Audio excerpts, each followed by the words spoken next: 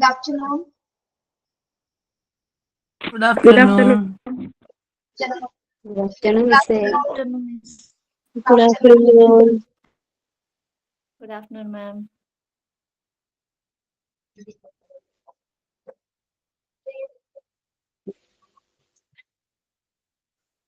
Good afternoon, ma'am.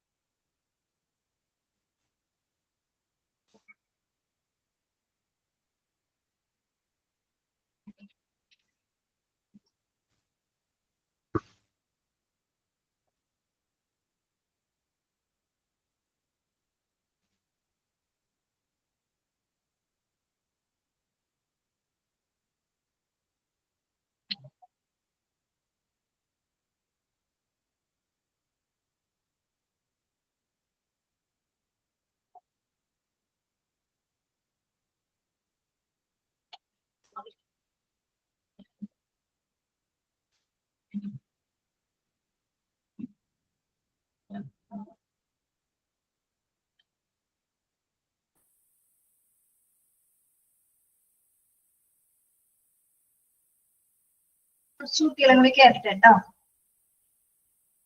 മാം ഇതേതാ page number?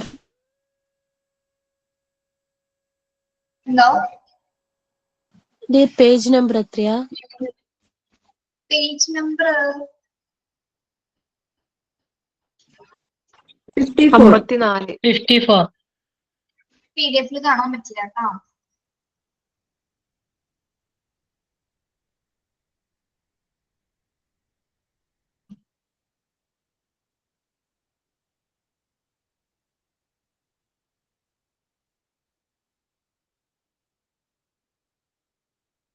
PDF കാണാമോ?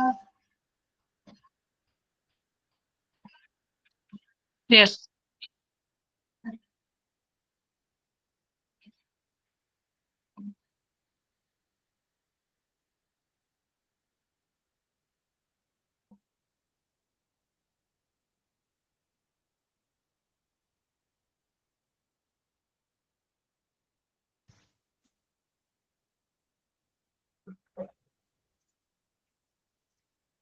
എന്തൊക്കെയുണ്ട് വിശേഷം? സുഖാണോ?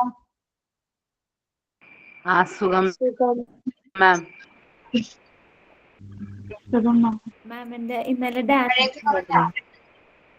എന്തോ മാമിന്റെ ഡാൻസ് ഉണ്ടായിരുന്നു ഇന്നലെ സെർമണിയുടെ ഡാൻസ് മറ്റേ ഇതിന്റെ ഡാൻസ് ഇല്ലേ അല്ല സെർമണിയുടെ കോൺവൊക്കേഷൻ അല്ലേ? നമ്മളെല്ലാ കോൺവൊക്കേഷൻ ഡാൻസ് ഉണ്ടാവും. ടീച്ചേഴ്സിന്റെ കണ്ടിരുന്നോ? കണ്ടിരുന്നു, നന്നായിട്ടുണ്ട് കേട്ടോ. Okay, thank U.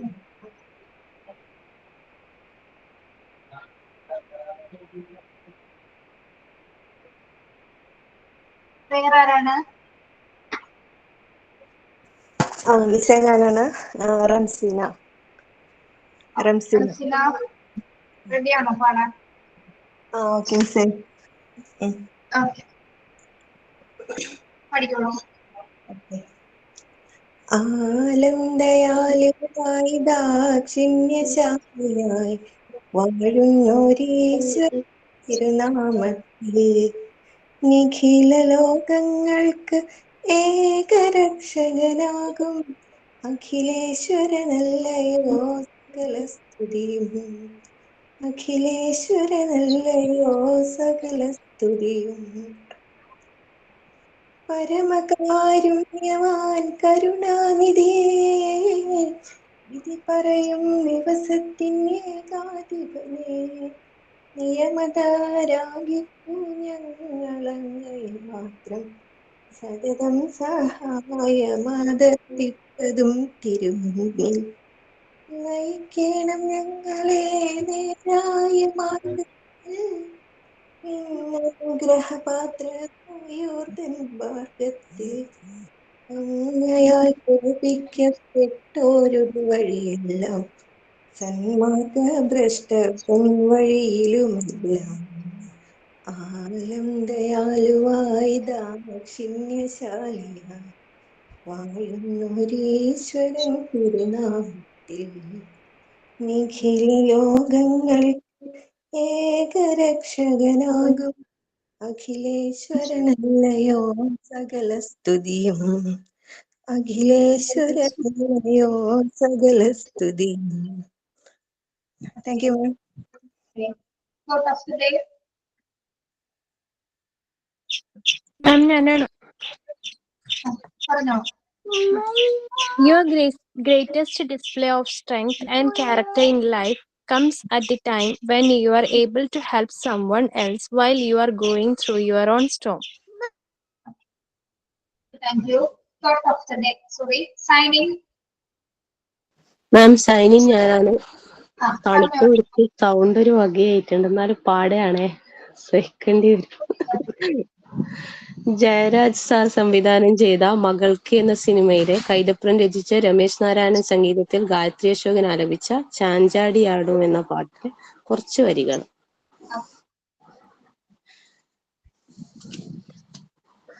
ചാഞ്ചാടിയാടി ഉറങ്ങൂ നീ, ചരിഞ്ഞാടിയാടി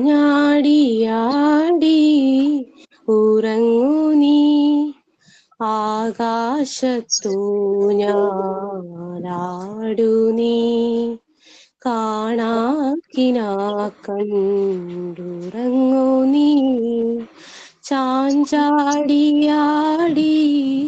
ഉറങ്ങൂ നീ, ചരിഞ്ഞാടിയാടി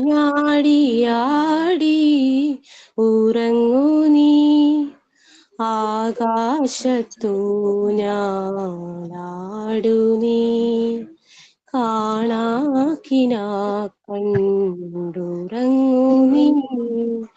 അമ്പോറ്റിയെ നീ കണ്ടോണ്ടുറങ്ങുമ്പം കൽക്കണ്ട കുന്നൊന്നു കാണായി വരും, കൽക്കണ്ട കുന്നിന്റെ ഉച്ചിയില് ചെല്ലുമ്പം അമ്പിളി തമ്പ്രാന്റെ കോലവും കാണാം, ആ കോലത്തെത്തുമ്പോൾ അവിടം എന്തൊരു രസമെന്നോ, അവിടെ പാൽക്കാവടിയുണ്ട്, അരികെ പായസപ്പുഴയുണ്ട്, അവിടെ കാത്തു കാത്തോരമ്മയിരിപ്പുണ്ട്, ചാഞ്ചാടിയാടി ഉറങ്ങൂ നീ, ചരിഞ്ഞാടിയാടി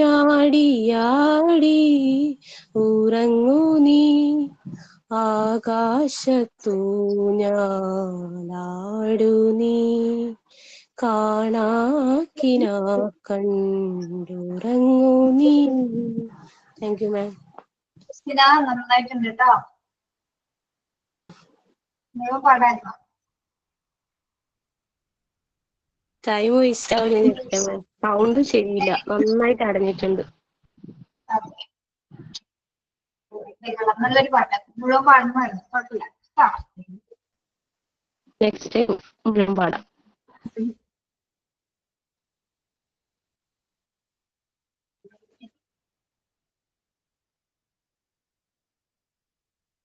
It's very good afternoon to all. Good afternoon, ma'am. Good afternoon. എന്താണ് പുതിയ വിശേഷം? നല്ല മഴയായിരുന്നു, വെള്ളം കയറി, വെള്ളമൊക്കെ ഇറങ്ങി. വെള്ളം കയറി, വെള്ളം പൊങ്ങി. അവധി കിട്ടിയോ നിനക്ക്? അവധി കിട്ടിയിരുന്നോ സ്കൂളുകൾക്കൊക്കെ? വ്യാഴാഴ്ച തുടങ്ങി അവധിയായിരുന്നു,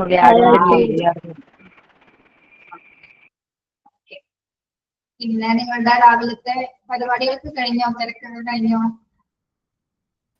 ആ പരിപാടികളൊക്കെ തീർന്നു. എന്താണ് ഉച്ചക്ക് സ്പെഷ്യൽ എന്താ? ചിക്കൻ വെജിറ്റബിൾ കറി, വെജിറ്റബിൾ തന്നെ മുഴുവൻ. ബീഫും കായും. പിന്നെ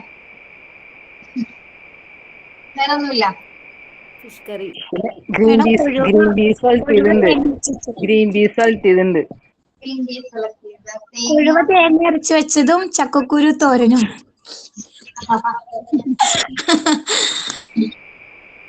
പിന്നെ ചാറുകറി ഒന്നുമില്ല നിങ്ങൾ? അതാണ് തേങ്ങ അരച്ച് വെച്ചിട്ടുണ്ടോ അല്ലേ? കൊഴുവ തേങ്ങ അരച്ചത് ബിരിയാണി വെക്കുന്നു മാഡം. ഞാൻ ഇടിയുടെ ചാറുണ്ട്.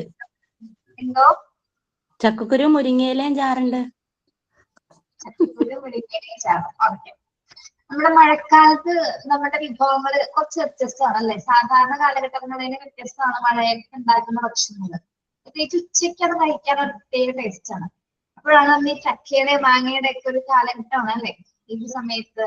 അതുപോലെ എന്താ പറയാ, നിങ്ങളൊരു ചെറിയൊരു ചക്കയുടെ പേര് പറയില്ലേ? എന്റെ പേരെന്താ? കടച്ചക്ക എന്നിട്ടുണ്ടോ നിങ്ങൾ? കടച്ചക്ക. കടച്ചക്ക അരച്ചേറി തേങ്ങ അരച്ച് വെച്ചത്.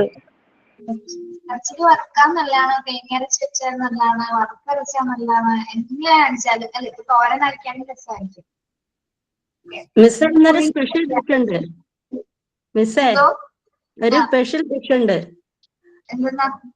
എന്റെ ഭർത്താവിന്റെ അമ്മയെ ഞങ്ങളെല്ലാരും കൂടെ ഒരു കൊഴുവമീനില്ലേ, കൊഴുവമീനെ പുളിയെല്ലാം ചുട്ടിട്ടുണ്ട്. ഇടിച്ചക്ക കൊണ്ട് കട്ട്ലേറ്റ് ഉണ്ടാക്കിയിട്ടുണ്ട് ആരെങ്കിലും? കട്ട്ലേറ്റ് സൂപ്പറാ. ഇടിച്ചക്ക ഞാൻ ഉണ്ടാക്കിയിട്ടുണ്ട്, നന്നാണ് അല്ലെ? നമ്മുടെ ഉരുളക്കിഴങ്ങിന് അതേ ഫ്ലേവർ തന്നെ. അതേ ഇറച്ചി വെച്ചുണ്ടാക്കുന്ന അതേ ടേസ്റ്റ് ഉണ്ടാവും. ബിരിയാണി ഉണ്ടാക്കാറുണ്ടോ? ചോദിക്കണ്ടല്ലോ അല്ലെ? യെസ്, ഉണ്ടാക്കാറുണ്ട്. കുറെ പേര് ഏറ്റവും എളുപ്പം ഉണ്ടാക്കാൻ ബിരിയാണിയാണ് ടീച്ചറെ നല്ലത്. ചോറും കറിയൊപ്പിക്കലും നല്ലത് ബിരിയാണി വെക്കുന്നതാണ്. ആണോ? അതാ എളുപ്പം. അതെ എളുപ്പം. പിന്നെ ഉച്ചയ്ക്ക് എല്ലാവർക്കും വിശാലാണ്. പിന്നെ ഇതുവരെയുള്ള ക്ലാസ് ഒക്കെ എങ്ങനെ പോകുന്നു? നന്നായി പോകുന്നുണ്ട്. ക്ലാസ് ഒക്കെ നല്ല ക്ലാസ്സുകളാണ്, കുഴപ്പമില്ല. നല്ല ക്ലാസ്സാണ്. ചെയ്തിട്ടുണ്ട്, റിസൾട്ട് വന്നിട്ടില്ല.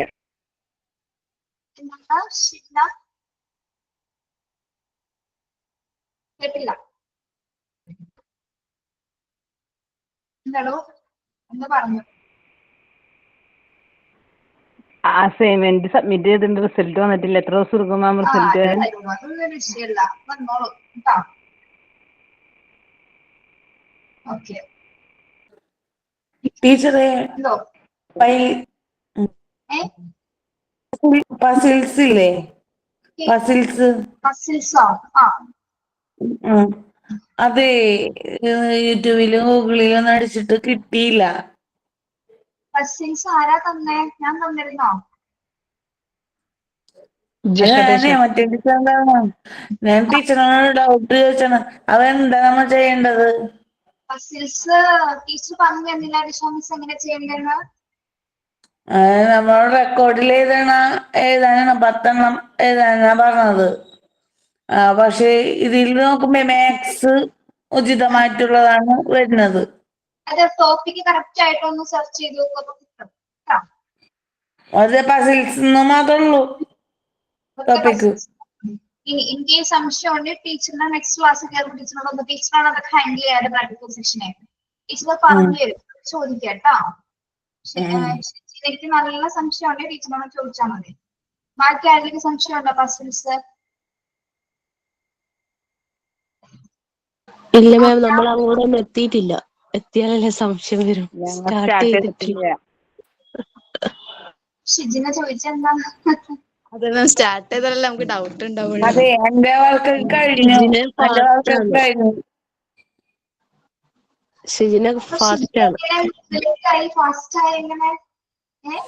ടീച്ചറെ, എന്റെ വർക്ക് കഴിഞ്ഞു. ഇനി റെക്കോർഡ് മാത്രമേ എഴുതാനുള്ളൂ. അതെങ്ങനെ ഷിജിന വേറെ ക്ലാസ്സിലുണ്ടായിരുന്നോ? ഞാൻ ഫാസ്റ്റ് ആണ്, വേഗം ചെയ്യും. വേഗം ചെയ്യാം. നിങ്ങൾ പറഞ്ഞ കാര്യമില്ല. അപ്പൊ സംശയം ടീച്ചറിനോട് ചോദിച്ചാൽ മതി കേട്ടോ. നമ്പർ വന്നിട്ടുണ്ടോ? ടീച്ചറിനോടൊന്ന് ചോദിച്ചാൽ മതി നെക്സ്റ്റ് ക്ലാസ്സിൽ. അങ്ങനെ ബുദ്ധിമുട്ട് കേട്ടോ. സമയമൊക്കെ നിങ്ങൾക്ക് തുടങ്ങിയിട്ടേ ഉള്ളൂ. ഓക്കെ മാം, ഒരു കാര്യം ചോദിക്കാൻ ചോദിക്കേ.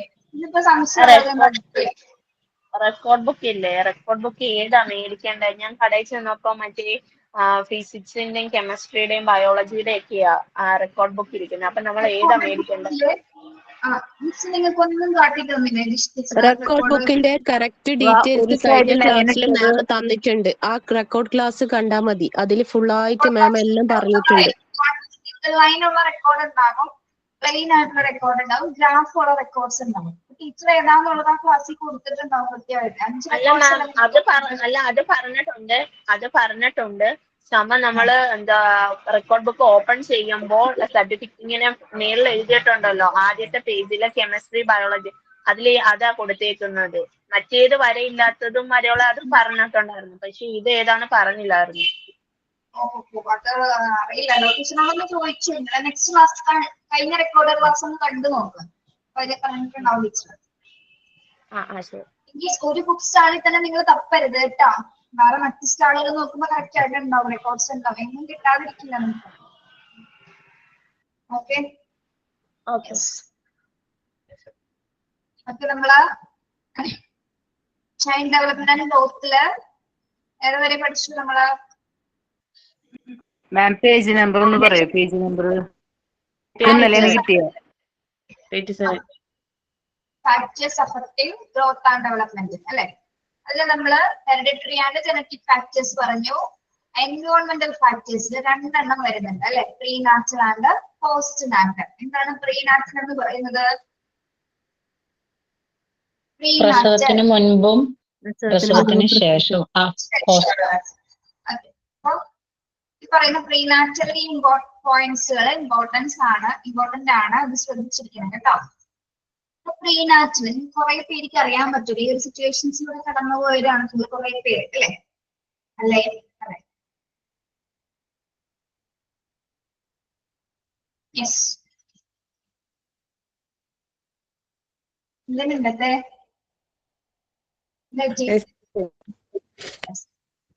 കടന്നു പോയിട്ടില്ലാത്തവരാണെങ്കിൽ അതിനുള്ള സമയം ഉണ്ടാവും, കടന്നു പോയിക്കോളും കേട്ടോ.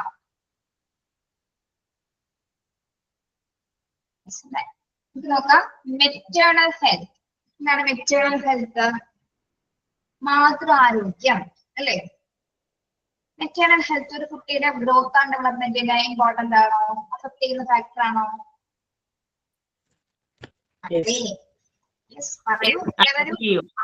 അതെ, മാതൃആരോഗ്യം അല്ലെ? അതിൽ കൂടിയാണ്, അമ്മയുടെ ആരോഗ്യത്തിൽ നിന്നാണ് കുഞ്ഞിനുണ്ടാകുന്ന എല്ലാ വളർച്ചയ്ക്കും അതുപോലെ തന്നെ വികാസത്തിനുള്ള ഒരു അടിത്തറ കാണുന്നത്. ഓക്കെ, അപ്പൊ പ്രീനാച്ചുറൽ ഫസ്റ്റ് ഫാക്ടർ വരുന്നത് ഏതാണ്? മെറ്റേണൽ ഹെൽത്ത് അഥവാ മാതൃആരോഗ്യം.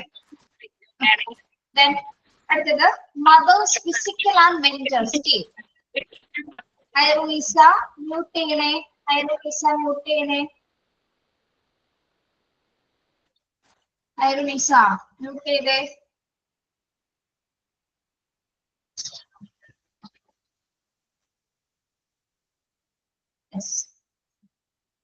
Mothers physical and mental state, അമ്മയുടെ എന്താണ് ശാരീരികവും മാനസികമായ അവസ്ഥ കുട്ടീനെ അഫക്ട് ചെയ്യുന്നുണ്ടോ?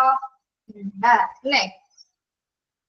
അതായത് അമ്മ ചിന്തിക്കുന്നതും അമ്മയുടെ എല്ലാ പ്രവർത്തനങ്ങളും അല്ലെ? നമ്മൾക്കറിയാം ആ ഒരു പ്രഗ്നൻസി പീരീഡില് അമ്മയുടെ മെന്റൽ സ്റ്റേറ്റ് അതായത് മാനസികാരോഗ്യം ഏറ്റവും പ്രധാനപ്പെട്ടതാണ് അല്ലെ? നമ്മൾ പറയാറില്ല ഗർഭിണികളായിരിക്കുന്ന എപ്പോഴും ഹാപ്പി ആയിട്ടിരിക്കാൻ പറയാറില്ല. കേട്ടിട്ടില്ല അങ്ങനെ? വിഷമിക്കരുത്, ടെൻഷൻ അടിക്കരുത്, എപ്പോഴും നമ്മൾ ഹാപ്പി ആയിട്ടിരിക്കും. പാട്ടൊക്കെ കേട്ടിരിക്കാനായിട്ട് പറയാറുണ്ട് ടെൻഷൻ വരുന്ന സമയത്ത്. ഇതിന് വേണ്ടിയിട്ടാണ് കുഞ്ഞിന്റെയും കൂടി അത് മെന്റൽ ഹെൽത്തിനെ അത് ബാധിക്കുന്നുണ്ട് അല്ലെ? കുട്ടിയുടെ മെന്റൽ ഹെൽത്തിനെയും കൂടി ഡെവലപ്പ് ചെയ്യുന്നതിന് വേണ്ടിയിട്ടാണ് എന്താ അമ്മയോടും അത് ഏറ്റവും കൂടുതൽ ശ്രദ്ധിക്കാനായിട്ട് പറയുന്നത്.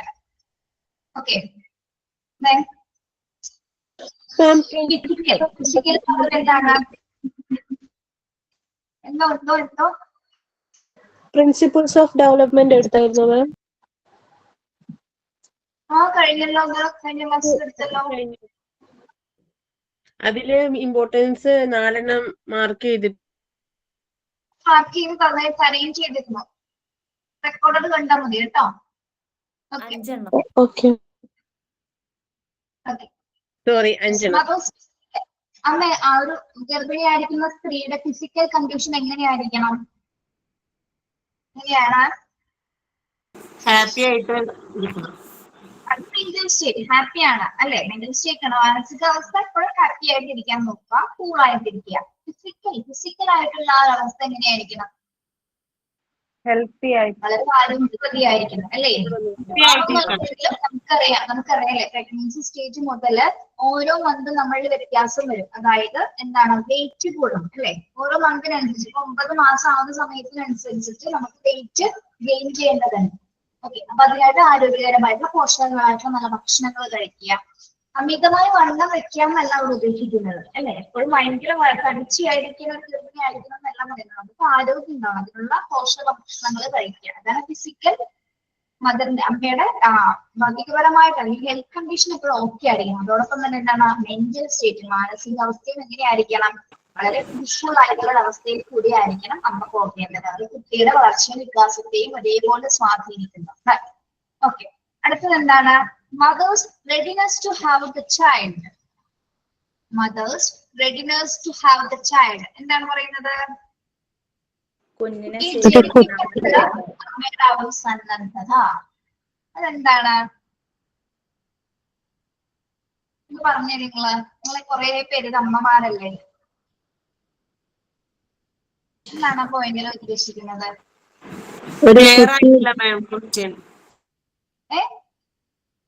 ക്വസ്റ്റ്യൻ കേട്ടില്ല. ക്വസ്റ്റ്യൻ ഒന്നും ചോദിച്ചില്ലല്ലോ, ആ പോയിന്റ് ഒന്ന് പറയാനാ പറഞ്ഞത്. Mother's readiness to have the child. ഒരു കുട്ടി വരുന്നു എന്നതിന് റെഡി ശാരീരികവും ഒരാള് പറയാം, ഒരാള് പറഞ്ഞാൽ മതി.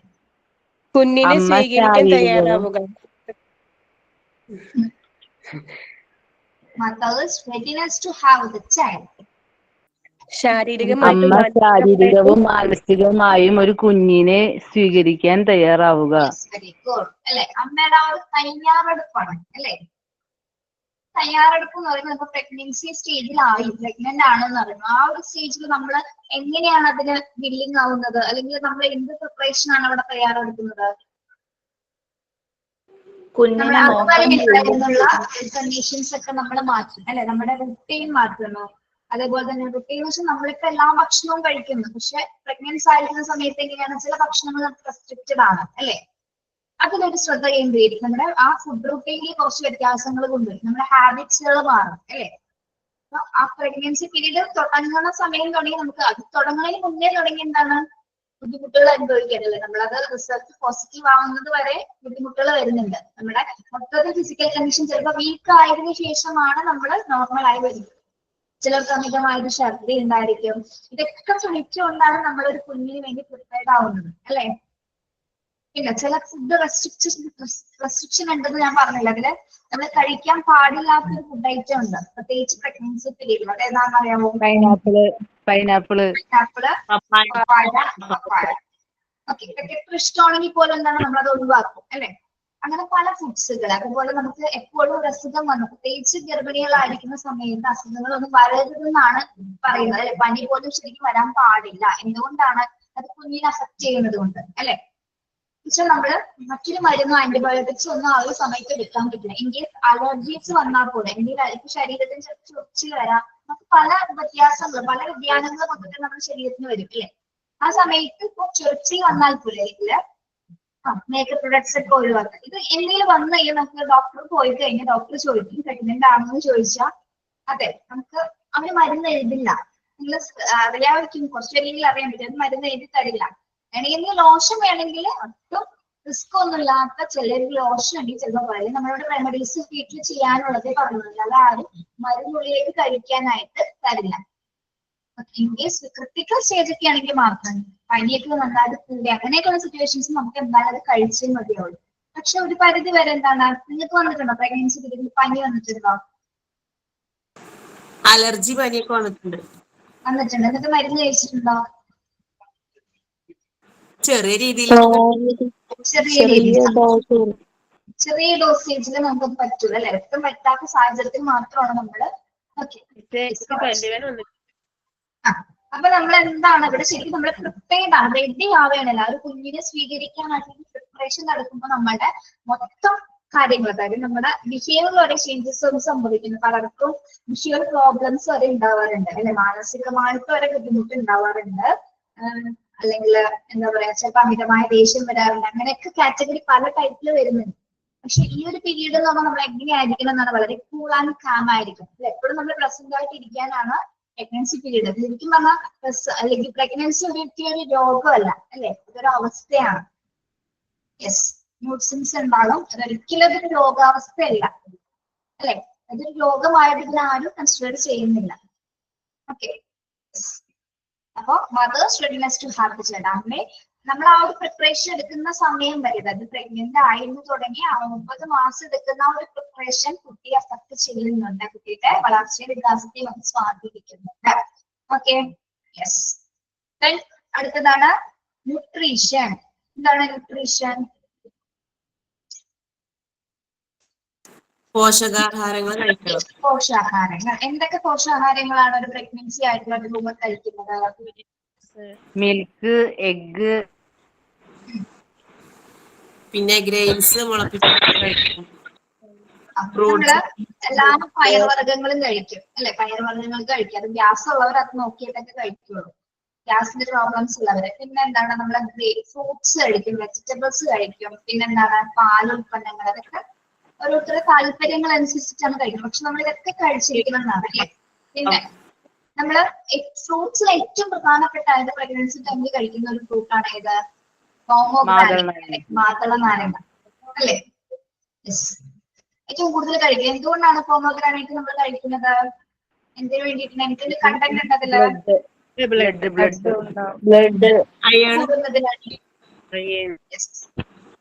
അല്ലെ, അയൺ ആണ് പോമോഗ്രാനൈറ്റ് എന്ന് പറയുന്നത്. അതേപോലെ തന്നെ നിങ്ങൾ സ്ഥിരമായിട്ട് ഫോളിക് ആസിഡ് കഴിക്കും അല്ലെ. ഫോളിക് ആസിഡ് നമ്മൾ ആ പ്രഗ്നൻസി പീരീഡിന് തൊട്ട് മുന്നേ തന്നെ സ്റ്റാർട്ട് ചെയ്യും. പിന്നെ വൈറ്റമിൻസിന്റെ ഗുളികകൾ ഉണ്ടാവും. വൈറ്റമിൻ അടങ്ങിയ എല്ലാ ഭക്ഷണങ്ങളും നിങ്ങൾ കഴിക്കേണ്ടതായിട്ട്. അപ്പൊ ന്യൂട്രീഷൻ ഒരു കുട്ടിയുടെ വളർച്ചയെ സ്വാധീനിക്കുന്നുണ്ട് അല്ലെ. അമ്മയുടെ ആരോഗ്യം ഒരേപോലെ തന്നെ എന്താണ് കുഞ്ഞിന്റെ ആരോഗ്യത്തിന് സപ്പോർട്ട് ചെയ്യുന്നത്. അപ്പൊ വളരെ പോഷകങ്ങൾ അടങ്ങിയിട്ടുള്ള ഭക്ഷണം മാത്രമായിരിക്കണം പ്രഗ്നൻസി പീരീഡിലെ ഒരു അമ്മ കഴിക്കേണ്ടത് അല്ലെ. ഓക്കെ, കാർബോഹൈഡ്രേറ്റിന്റെ ആവശ്യമുണ്ടോ അവിടെ? ഇല്ലേ? കുറച്ച് വേണ്ടേ? മൊത്തത്തിൽ അങ്ങനെ കട്ട് ചെയ്യാൻ പറ്റുമോ? ഇല്ല അല്ലെ. കുറച്ച് അളവിലെങ്കിലും നമുക്ക് ചോറ് കഴിച്ചിരിക്കാം. പിന്നെ എന്താണ്, അത് ഓരോരുത്തരുടെ പ്രഗ്നൻസി കണ്ടീഷൻ ഡിപ്പെൻഡ് ചെയ്തിട്ടാണ് നമ്മൾ ഈ ഫുഡ് ഐറ്റംസ് പ്രിഫർ ചെയ്യുന്നത് അല്ലെ. നമുക്ക് ആരുടെയും അവസ്ഥ പ്രത്യേകിച്ച് എല്ലാവർക്കും ഒരു പ്രശ്നമില്ലാത്തവരുണ്ടാവും അല്ലെ പ്രഗ്നൻസി പീരീഡിൽ. ആ സമയത്ത് മസാല ദോശ ആയിരിക്കും കഴിക്കുക, ചോറൊന്നും കഴിക്കില്ല ആരും. Masala dosa very different pregnancy ആണത് അല്ലെ. അതാണ് അതുകൊണ്ടാണോ? ഓരോരുത്തർക്ക് ആ സമയത്ത് പല താല്പര്യങ്ങളാണ് അല്ലെ. നമ്മുടെ സ്വഭാവം മൊത്തത്തിൽ മാറുന്ന ഒരു സമയമാണത്. ഓക്കെ, ന്യൂട്രീഷൻസ് ഏറ്റവും ഇമ്പോർട്ടന്റ് ആയിട്ടുള്ള ഒരു ഭാഗമാണ്. അടുത്ത എന്താണ്, drug or alcoholic intake. Drug or alcoholic intake എന്താണ്? മയക്കുമരുന്ന് അല്ലെങ്കിൽ മദ്യം കഴിക്കണമെന്നാണോ പറയുന്നത്? കഴിക്കരുതെന്നാണോ? യെസ്. ഇത്തരത്തിൽ ആൽക്കഹോൾസോ ഡ്രഗ്സോ ഉപയോഗിക്കുന്നത് വഴി എന്താണ് അമ്മയ്ക്കും ഒരേപോലെ തന്നെ കുഞ്ഞിന് അപകടങ്ങൾ സാധ്യത മരണകാരണമായേക്കാം, അല്ലെങ്കിൽ അബോർഷൻസ് സംഭവിക്കാം, അല്ലെങ്കിൽ അമ്മയ്ക്ക് എന്തെങ്കിലും തരാം. അമ്മയ്ക്ക് പറ്റിയാൽ എന്താണ് കുഞ്ഞിന് സംഭവിക്കാനുള്ള സാധ്യതയുണ്ട് അല്ലെ. ഏറ്റവും കൂടുതൽ ചാൻസ് ഉള്ളത് എന്താണ്? അബോർഷൻ ആണ്. അതും ഏറ്റവും കൂടുതൽ ഗർഭം അലസിപ്പോവാനുള്ള സാധ്യതയുണ്ട്. ഡ്രഗ്സ് ഐറ്റംസ് അല്ലെങ്കിൽ ആന്റി ഓക്സിഡന്റ് ആയിട്ടുള്ള ഭക്ഷണ പദാർത്ഥങ്ങൾ ഉൾപ്പെടുത്തിക്കഴിഞ്ഞാൽ പ്രത്യേകിച്ച് ആൽക്കഹോളൊന്നും കഴിക്കാനേ പാടുള്ളതല്ല അല്ലെ. ചില സ്ത്രീകൾ ബിയറൊക്കെ കഴിക്കുന്നവരാണ് അല്ലെ. ബിയർ ചിലവരെങ്കിലും കഴിക്കാത്തവരുണ്ടാവില്ല എന്ന് തോന്നുന്നു. കഴിച്ചിട്ടുണ്ടാവും, ടേസ്റ്റ് ഒക്കെ അറിയാൻ വേണ്ടിയിട്ട് കഴിച്ചിട്ടുണ്ടാവും. പക്ഷെ ആ ഒരു പീരീഡിൽ അതൊന്നും നമ്മൾ ഉപയോഗിക്കാൻ പാടില്ല. ആ ഒരു പീരീഡ് എന്നല്ല, പ്രഗ്നൻസിക്ക് എപ്പം മുതൽ ട്രൈ ചെയ്യുന്നു ആ ട്രൈ ചെയ്യുന്ന സമയം മുതൽ നമ്മൾ ഇങ്ങനെയായിരിക്കണം. നമ്മുടെ ഏറ്റവും കൂടുതൽ ശ്രദ്ധിക്കണം നമ്മുടെ ആരോഗ്യമാണ് അല്ലെ. അച്ഛനും അമ്മയും ഒരേപോലെ ശ്രദ്ധിക്കണം. കുട്ടിയുടെ ആരോഗ്യം നല്ലൊരു കുട്ടി ഉണ്ടാവുന്നതിന് വേണ്ടിയിട്ട് നമ്മള് നേരത്തെ തന്നെ പ്രിപ്പറേഷന്റെ ടൈമിൽ തന്നെ നമ്മുടെ ഫുഡാണ് കൺട്രോൾ ചെയ്യുന്നത്. നല്ല ആരോഗ്യശീലങ്ങളിലൂടെ ആയിരിക്കണം കുഞ്ഞ് വളർന്നു വരുന്നത്. ഓക്കെ, പ്രത്യേകിച്ച് ഇത്തരത്തില് ഡ്രഗ്സ് വൈനൊക്കെ കഴിക്കാൻ പറ്റില്ലല്ലോ. തെങ്ങിന്റെ എന്തോ വൈനൊക്കെ കഴിക്കാൻ പാടില്ലല്ലോ. വൈനോ? വൈനൊന്നും പാടില്ല. വൈനൊക്കെ ഒഴിവാക്കാം. ഞാനൊരു കാര്യം പറയട്ടെ, വേറൊരു കാര്യം. ഞങ്ങൾക്ക് കുറെ MP ക്ലാസ്സസ് ഉണ്ട്. നമുക്കറിയാലോ, ഇപ്പൊ നിങ്ങൾ 14ാമത്തെ ബാച്ചാണ്. എല്ലാ ക്ലാസ്സിലും മിക്കവരും സംശയമൊക്കെ ചോദിക്കും. പക്ഷെ ഏറ്റവും കൂടുതൽ സംശയമുള്ള ഒരു ക്ലാസ്സാണ് MT40. പൊതുവെ ഒരു അഭിപ്രായമുണ്ട്. എനിക്ക് ഭയങ്കര സംശയങ്ങളാണ്. ടെൻഷൻ മൂലമാണോ മറ്റെന്തെങ്കിലും കാരണം മൂലമാണോ? ഞാൻ പറഞ്ഞു ചിലപ്പോ ട്രാക്കിലേക്ക് ആകുമ്പോൾ സംശയമൊക്കെ മാറിക്കോളും. അതുവരെ ഉണ്ടാവുള്ളൂ, പിന്നെ ഉണ്ടാതിരുന്നു. അപ്പോൾ എവിടെയെങ്കിലും ക്ലാസ് എടുക്കുന്നതിൽ ഒരു സംശയം വരും. ചോദിക്കാത്ത ഒരു ദിവസം പോലും ഉണ്ടാവില്ല. പിന്നെ കുട്ടികളെല്ലാം സംശയം ഉണ്ടാവും എന്ന് നമ്മളും പറയും അല്ലെ? വെറുതെ പറഞ്ഞാൽ ആരും കട്ട് ചെയ്യാൻ വേണ്ടിയൊന്നും പറഞ്ഞല്ല. ചോദിച്ചോളൂ, നിങ്ങൾക്ക് എത്ര സംശയം ചോദിച്ചാലും അറിയാവുന്നതാണ് നമ്മൾ പറഞ്ഞത്. ഓക്കെ. ഇനി എനി ആക്സിഡൻസ്, അടുത്തതാണ് എന്ത്? എനി ആക്സിഡൻസ് എന്താണ്? എന്തെങ്കിലും തരത്തിലുള്ള അപകടങ്ങൾ അതൊരു കുട്ടിയുടെ വളർച്ചയെ അഫക്ട് ചെയ്യുന്നുണ്ടോ? ഉണ്ട്. നമ്മൾ പറയാറില്ല, ഇപ്പൊ പ്രത്യേകിച്ച് പ്രഗ്നൻസി പീരീഡിൽ നമ്മള് ടോയ്ലറ്റ് കയറുമ്പോൾ എപ്പോഴും ശ്രദ്ധിക്കാൻ പറയാറുണ്ട് അല്ലെ? സ്ലിപ്പായി വീഴാനുള്ള സാധ്യത ഉള്ളതുകൊണ്ട് നമ്മൾ സൂക്ഷിച്ചാണ് അതിനകത്തേക്ക് പ്രവേശിക്കുക. അതേപോലെ തന്നെ നമ്മള് ചില വാഹനങ്ങൾ ഏതൊക്കെ, നമുക്ക് കാറാണ് ഏറ്റവും കൂടുതൽ സേഫ് അല്ലെ? കാറാണോ സേഫ്, ഓട്ടോറിക്ഷയാണോ സേഫ്? കാറാണ് സേഫ് അല്ലെ? ഒരു പീരീഡ് വരെ നമുക്ക് വേണമെങ്കിൽ 2 വീലറിൽ യാത്ര ചെയ്യാം, വളരെ സേഫ് ആണ്. അതൊക്കെ പോവാണെങ്കിൽ 2 വീലേഴ്സ് കുഴപ്പമില്ല. ആ ഒരു കുറച്ച് പീരീഡ് വരെ ഓട്ടോറിക്ഷ, ചില സാഹചര്യങ്ങളൊന്നും നമ്മൾ ഓട്ടോറിക്ഷ ഹോസ്പിറ്റലിൽ പോകുന്നവരുണ്ടാവും അല്ലെ? എല്ലാവർക്കും കാറൊക്കെ വാങ്ങി പോകാനായിട്ട് സാധിക്കാനില്ല. ഒരു പരിധി വരെയൊക്കെ പോവാം. അല്ലാത്ത പക്ഷങ്ങൾ എന്താണ്, നമ്മൾക്ക് ഇപ്പോഴും കാർ തന്നെയാണ് സേഫ്. ഇൻ കേസ് ഇനി ആക്സിഡൻസ് എന്ന് വെച്ചാൽ നമ്മള് പ്രഗ്നൻസി ടൈമിൽ വീഴ, തെറ്റി വീഴ, അല്ലെങ്കിൽ എന്തെങ്കിലും നമ്മൾ അധികം ഭാരമുള്ള വസ്തുക്കളൊന്നും ഉപയോഗിക്കാൻ പാടില്ല, അല്ലെങ്കിൽ ഉയർത്താനോ പിടിക്കാനൊന്നും പാടുള്ളതല്ല. ഓക്കെ. അപ്പൊ അങ്ങനെ ഇനി ആക്സിഡൻസ് സംഭവിച്ചാൽ എന്ത് സംഭവിക്കാനുള്ള സാധ്യതയുണ്ട്? അബോർഷൻ ആണ് ഏറ്റവും ഫസ്റ്റ് നമുക്ക് അബോർഷൻ തന്നെ പറയാല്ലേ. അബോർഷൻ ഉണ്ടാവാറുണ്ട്. അതുപോലെ തന്നെ അമ്മയ്ക്ക് കുഞ്ഞിന് ഒരേപോലെ തന്നെ അപകടങ്ങൾ ഉണ്ടാവാനുള്ള സാധ്യതയുണ്ട്. ഇനി ആക്സിഡൻസ്, മറ്റ് അപകടങ്ങൾ, ഇപ്പൊ പോകുന്ന വഴിക്ക് അല്ലെങ്കിൽ ഇതിൽ ആക്സിഡന്റ് പറ്റിയാലും പെട്ടെന്ന് തന്നെ ബ്ലീഡിംഗ് ആവും അല്ലെ? പെട്ടെന്ന് തന്നെ ഒരു ആക്സിഡന്റ് പറ്റി കഴിഞ്ഞാൽ ഇത്രയും പെട്ടെന്ന് ബ്ലീഡിംഗ് ആണ് വരുന്നത്. സ്റ്റോപ്പ് ചെയ്യാൻ പറ്റാത്ത സിറ്റുവേഷൻസിൽ എന്താണ് ആ പ്രഗ്നന്റ് വുമൺ മരിക്കാനുള്ള സാധ്യതയുണ്ട് അല്ലെ? കോംപ്ലിക്കേഷൻസ് ആയിട്ടുള്ള സിറ്റുവേഷൻസ് ആണ്. ചിലർ രക്ഷപ്പെടാറുണ്ട്, എങ്കിലും ഒരു പരിധി വരെ എന്താണ് മരണം അവർക്ക് സംഭവിക്കുന്നത്. നമ്മൾ അങ്ങനെ ആക്സിഡൻസ് ഒന്നും ഇല്ലാത്ത രീതിയിലായിരിക്കണം ആ ഒരു പീരീഡ് കൊണ്ടുപോകുന്നത്. ബാത്റൂമിലായിക്കോട്ടെ, വീടിന്റെ ഫ്രണ്ടിൽ നമ്മൾ സിറ്റൗട്ടിലൊക്കെ പോയിരിക്കുന്ന സമയത്ത്, ഇൻ കേസ് നമ്മൾ ചെയറിൽ ഇരിക്കുന്ന സമയത്ത് വരെ എന്താണ് വളരെ ശ്രദ്ധയോട് കൂടി വേണം ഇരിക്കാനായിട്ട്. ചെയർ ഓക്കെ ആണോ, തിരിച്ചാൽ അത് ഇരുന്ന വീടോ ഓടിയോ എന്നൊക്കെ സെർച്ച് ചെയ്തിട്ടൊക്കെ കൃത്യമായി ചെക്ക് ചെയ്തിട്ട് വേണം നമ്മൾ ഇരിക്കാനായിട്ട്. ഓക്കെ. ഒരു നമ്മുടെ എന്റെ ഒരു കസിൻ പറഞ്ഞിട്ടുണ്ട്, നമ്മളെ തള്ളവരലില്ലേ, നമ്മുടെ തള്ളവരൽ എന്നല്ലേ നിങ്ങൾ പറയുന്നത്, കാലിന്റെ പാദത്തില് നമ്മൾ ടോയ്ലറ്റ് കയറുമ്പോ തള്ളവരൽ അമർത്തി പിടിക്കുകയാണ്. അതായത് നമ്മളിങ്ങനെ ഗ്രിപ്പ് ചെയ്ത് പിടിക്കില്ലേ, ഗ്രിപ്പ് ചെയ്ത് പിടിച്ചിട്ട് വേണം അതിന്റെ അകത്ത് കയറാനായിട്ടല്ല. അപ്പൊ സ്ലിപ്പാവില്ല. അത് പ്രത്യേകം ശ്രദ്ധിച്ചിട്ട് വേണം കയറാനായിട്ട്. പിന്നെ അപ്പൊ പലതരത്തിലുള്ള അപകടങ്ങൾ ഇന്നത്തെ നമുക്ക് ഒഴിവാക്കാനുള്ള സാധ്യതയുണ്ട്. പിന്നെ നമ്മൾ മാക്സിമം സ്റ്റെയർ കയറുന്ന സമയത്ത് ശ്രദ്ധിക്കണം അല്ലെ? സ്റ്റെയർ ഒരു ഇച്ചിരി ഡിഫിക്കൽട്ട് ആയിട്ടുള്ള ഒരു സംഭവമാണ്. സ്റ്റെയർ കയറുന്ന സമയത്ത് ശ്രദ്ധിക്കേണ്ടതാണ്. ആക്സിഡൻസിന്റെ കാര്യം നമുക്ക് പറഞ്ഞാണ് കേട്ടോ. എന്താ ഇപ്പോ പറഞ്ഞിരുന്നോ? എടോ, നമ്മുടെ പ്രഗ്നൻസി വുമൺസിൽ ഇനി ആക്സിഡൻസ് സംഭവിച്ചു കഴിഞ്ഞാലുള്ള ആഫ്റ്റർ എഫക്ട്സ് എന്തൊക്കെയാണെന്ന് പറഞ്ഞത്. 8ാം മാസമായപ്പോ വീണിട്ടുണ്ട്, എന്നിട്ട് എന്തെങ്കിലും പറ്റിയോടോ? പേടിച്ചു. ഇങ്ങനെ കുഞ്ഞിനെ രക്തക്കുറവൊക്കെ ആയിരുന്നു.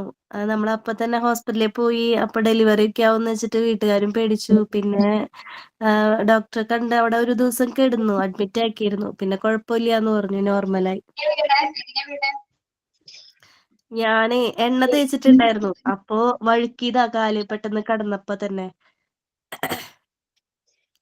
അത് കാലുമ്മ മേലൊക്കെ തേച്ചപ്പോ കാലുമ്മക്ക് വീണിട്ടുണ്ടായിരുന്നേ. അപ്പൊ അത് അങ്ങനെയോടെ അങ്ങോട്ട് കേറി. അപ്പൊ ടൈലിട്ട കാരണം പെട്ടെന്ന് സ്ലിപ്പായി. അപ്പൊ അങ്ങനെ വൈൻഡ് ചെയ്തിട്ടായിരുന്നു വീണത്. കാല് രണ്ടും അകന്നു പോയി. അപ്പൊ അത് കാരണം ഭയങ്കരമായിട്ട് പേടിച്ചു. ഒരു പരിധി വരെയൊക്കെ ചില വീഴ്ചകളിൽ നമ്മൾ രക്ഷപ്പെടും, അങ്ങനെ പ്രശ്നം ഉണ്ടാവില്ല ചില വീഴ്ച. പക്ഷെ അമിതമായിട്ടുള്ള ആഘാതത്തിൽ, നല്ല ആഘാതത്തിലേക്ക് വീഴാണെങ്കിൽ ബുദ്ധിമുട്ടായിരുന്നു. കാലിന്റെ വിധിയെ പറ്റി പറഞ്ഞില്ല, അതെന്തായിരുന്നു? ആരാ ചോദിക്കുന്നത്?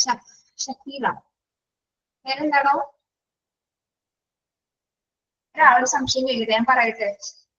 ടീച്ചർ പറഞ്ഞത് പ്രഗ്നൻസി വുമൻസ് ഒക്കെ നമ്മൾ ടോയ്ലറ്റിലൊക്കെ കയറുന്ന സമയത്ത് അല്ലെങ്കിൽ സ്ലിപ്പ് ആവാൻ സാധ്യതയുള്ള സ്ഥലത്ത് നടക്കുന്ന സമയത്ത് ചെരുപ്പില്ലെങ്കിൽ എന്താ ചെയ്യേണ്ടത്? നമ്മുടെ തള്ളവിരൽ നന്നായിട്ട് പ്രസ് ചെയ്ത് പിടിക്കുക.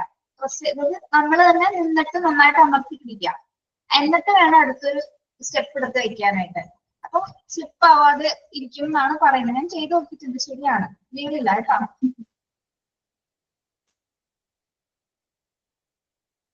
അത്രയും പറഞ്ഞോളൂ, വേറൊന്നും പറഞ്ഞില്ല. ഓക്കെ, അപ്പൊ നമ്മള് പ്രീനാറ്റൽ അഫക്ട് ചെയ്യുന്ന കാര്യങ്ങളാണ് പറഞ്ഞത്. എന്തൊക്കെയാണ് പ്രീനാറ്റലില്? അതായത് പ്രസവത്തിന് മുമ്പുള്ള കാലഘട്ടത്തില് കുട്ടിയെ അഫക്ട് ചെയ്യുന്ന കുറച്ച് കാര്യങ്ങൾ എന്തൊക്കെയാണ്? വിനു കുമാർ മൈക്ക് ഓണാണ്.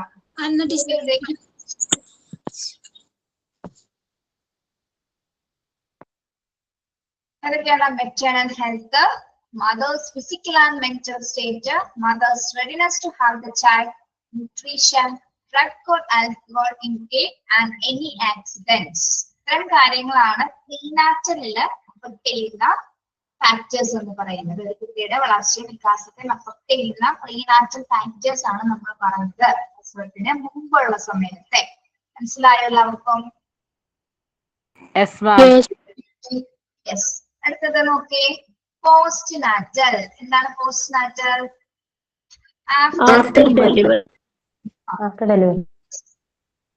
ഇവിടെ പോസ്റ്റ് നാറ്റൽ നമ്മള് 3 രീതിയിലാണ് അതിനെ ക്ലാസിഫൈ ചെയ്തിരിക്കുന്നത്. എങ്ങനെയാണ്?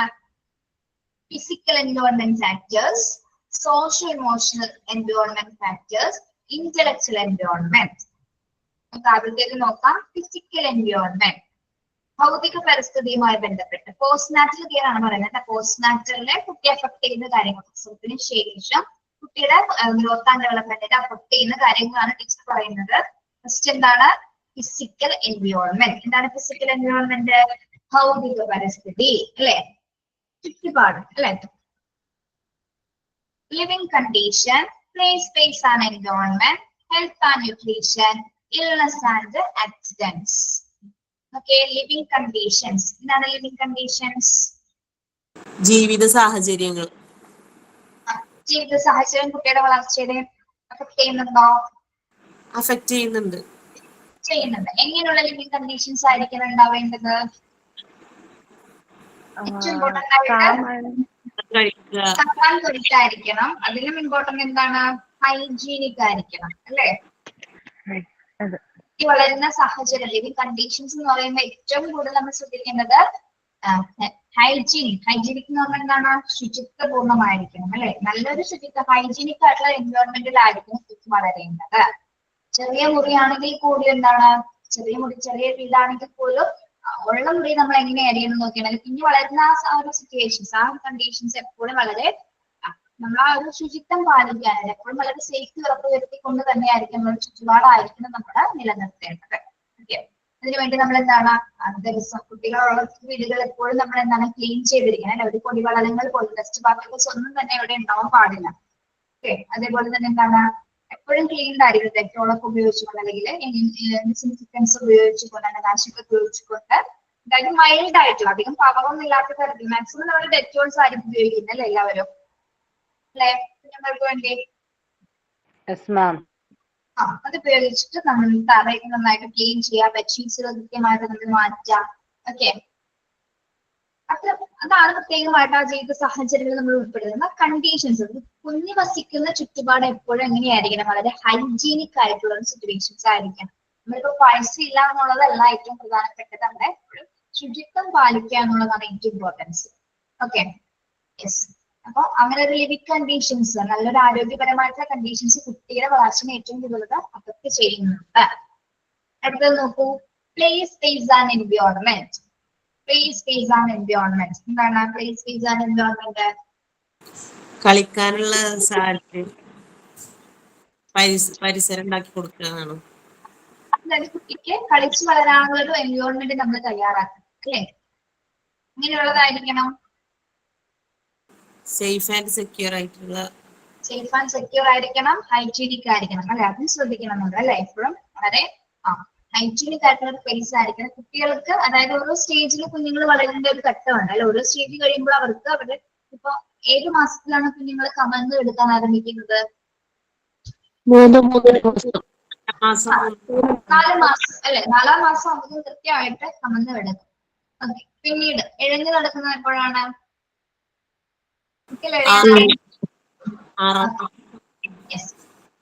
അപ്പൊ അവർക്ക് കളിക്കാനുള്ള ചുറ്റുപാട് അല്ലെങ്കിൽ അവർക്ക് വേണ്ട സ്പേസ് നമ്മളാണ് ശരിക്കും എന്താ ക്രിയേറ്റ് ചെയ്ത് കൊടുക്കേണ്ടത്. അപ്പൊ ആ ഒരു പ്രായത്തിൽ കുഞ്ഞുങ്ങൾ ഇഴയേണ്ട സമയത്ത് കുഞ്ഞുങ്ങൾ ഇഴഞ്ഞു തന്നെ വളരണം അല്ലെ. വളർത്തേണ്ട സമയം അവരുടെ സ്റ്റേജിൽ സംഭവിക്കുന്ന കാര്യങ്ങൾ അതാത് സമയത്ത് നിന്ന് സംഭവിക്കേണ്ടതുണ്ട്. ഓക്കെ. അതിനുള്ളൊരു സ്പേസ് ആണ് എൻവയോൺമെന്റ് ഉണ്ടാക്കേണ്ടത് ആരാണ്? നമ്മള് പാരന്റ്സ് ആണ്. അങ്ങനെ ആ ഒരു ഇപ്പൊ 4-ാം മാസത്തിൽ തമിഴണം, 6-ാം മാസത്തില് പിന്നെ മുട്ടിലെഴുതണം. ആ ഒരു പീരീഡ് കറക്റ്റ് ആയിട്ട് പോകുന്ന ഒരു നോർമൽ ആയിട്ടുള്ള ഒരു ഡെവലപ്മെന്റ് ആണ് കുട്ടിയുടെ അല്ല, ഒരു ഗ്രോത്ത് ആൻഡ് ഡെവലപ്മെന്റ് നടക്കുന്ന സ്റ്റേജ് ആണ്. അപ്പൊ അതേപോലെ തന്നെ പോകണമെങ്കിൽ നമ്മളെ കൂടി കുറെ ഓപ്പർച്യൂണിറ്റീസ് കുട്ടികൾക്ക് പ്രൊവൈഡ് ചെയ്യേണ്ടതുണ്ട്. അല്ലാതെ ഇപ്പൊ എഴുതിയെടുക്കുന്ന കുട്ടീനെ വേഗം എടുത്തുകൊണ്ടിങ്ങനെ നടന്നു കഴിഞ്ഞാൽ കുട്ടിക്ക് യാതൊരു വികാസവും നടക്കില്ല. നമ്മള് താഴെ ഇരുത്തി കുറച്ച് കാര്യങ്ങൾ അവർക്ക് വേണ്ട സ്പേസ് നമ്മളായിട്ട് ഒരുക്കി കൊടുക്കുക. ഓക്കെ. അതിന് അവരുടെ പല ഡെവലപ്മെന്റ്സിന് അത് ഒരുപാട് ഹെൽപ്പ് ചെയ്യുന്നുണ്ട്. ഓക്കെ. ഹെൽത്ത് ആൻഡ് ന്യൂട്രീഷൻ എന്താണ്? ആരോഗ്യവും പോഷകാഹാരവും. പ്രസവത്തിന് ശേഷം അല്ലെങ്കിൽ കുഞ്ഞുണ്ടായതിനു ശേഷം നമ്മള് ഹെൽത്ത് ആൻഡ് ന്യൂട്രീഷൻ ഏറ്റവും ഇമ്പോർട്ടന്റ് ആയിട്ട് വരുന്ന ഒരു ഫാക്ടറാണ്. ഏത് തരത്തിലുള്ള ഭക്ഷണക്രമങ്ങളായിരിക്കും കുട്ടികൾക്ക് നമ്മൾ കൊടുക്കുന്നത്? 6 മന്ത് വരെ പാല് മാത്രം കൊടുക്കുക. അതിനുശേഷം കുറുക്കുകൾ കൊടുത്തു തുടങ്ങാം.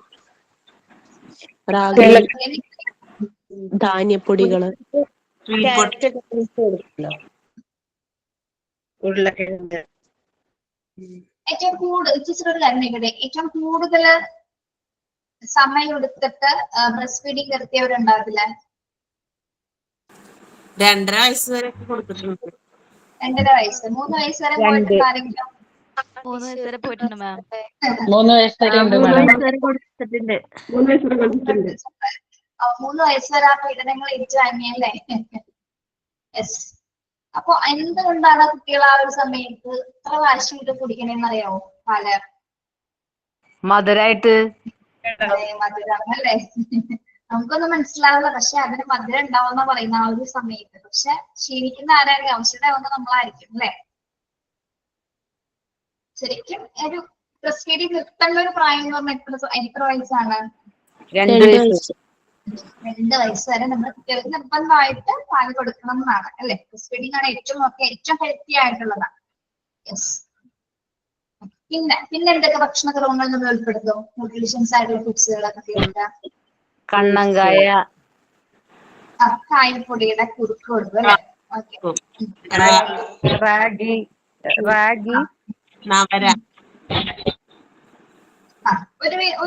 ഒരുവിധം പ്രായം വരെ നമ്മള് ഇപ്പൊ എന്താണ് കുഞ്ഞിന് 6 മാസം കഴിഞ്ഞിട്ടാണല്ലേ ചോറൂണ് കൊടുക്കുന്നത്. ചോറ് എടുക്കുന്ന 6 മാസം കഴിഞ്ഞിട്ടാണ്. പിന്നെ അതിൽ നമ്മൾ വെജിറ്റബിൾസ് കൊടുക്കും. ഇതൊക്കെ പുഴുങ്ങിയിട്ട് ഉടച്ചു കൊടുക്കും അല്ലെ? ക്യാരറ്റ് അല്ലെങ്കിൽ പൊട്ടറ്റോ ഇതൊക്കെ നമ്മൾ പുഴുങ്ങിയിട്ട് അച്ഛനെ കൊടുക്കാൻ പറ്റില്ല. എല്ലാം എന്താണ് പുഴുങ്ങിയതിനു ശേഷം ചോറ് മിക്സ് ചെയ്ത് കൊടുക്കുക. ആവിയേറ്റി കൊടുക്കും. കൊടുക്കില്ലേ? നേന്ത്രപ്പഴം, നേന്ത്രപ്പഴം ചുട്ട് കൊടുക്കും.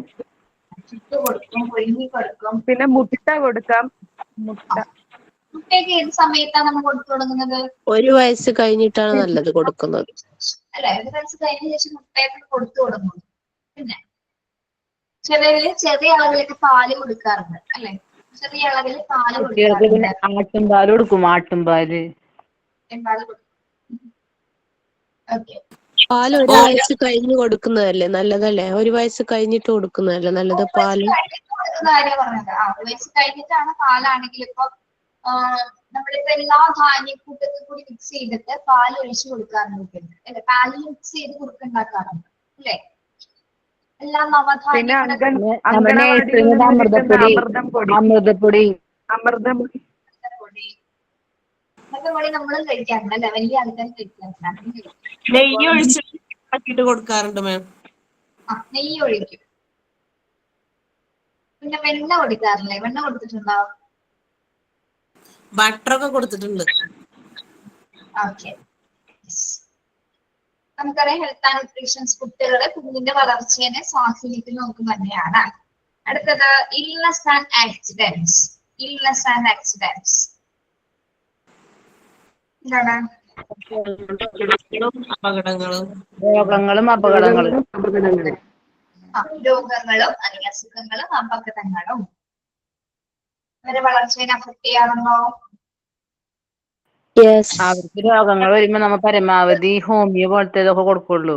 മരുന്ന്, ഇംഗ്ലീഷ് മരുന്ന് കൊടുക്കാണ്ട്. രോഗം എന്ന് പറയുമ്പോ മിക്ക കുട്ടികൾക്കും ചിലപ്പോ ഇൻബോൺ ആയിട്ട് അസുഖങ്ങൾ കിട്ടുന്ന കുട്ടികളുണ്ടാവും അല്ലെ. ചിലപ്പോ ജനിച്ചു ഉടനെ അസുഖങ്ങൾ വരുന്നവരുണ്ടാവും.